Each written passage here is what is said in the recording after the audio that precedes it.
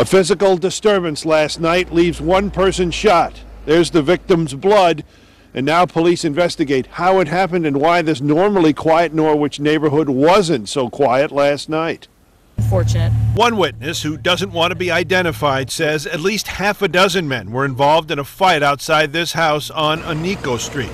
Things got loud pretty quickly. It was about 9:15, a lot of yelling.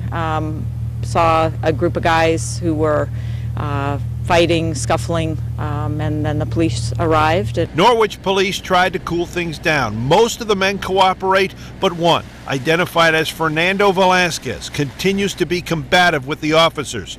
Officers attempt to take him into custody. In doing so, a weapon was discharged. The suspect was struck, but continued to assault and fight the officers.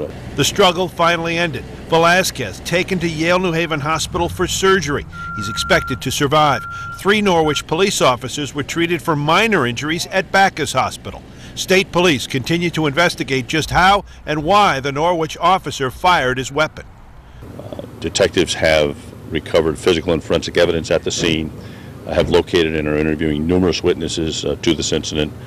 Area residents expressed genuine surprise this type of skirmish could happen here. Nothing happens in the neighborhood other than kids running around playing.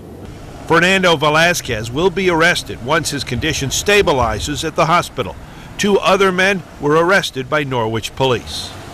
Well, things have gotten back to normal around here, and now residents hope that this incident won't leave a permanent stain on the neighborhood.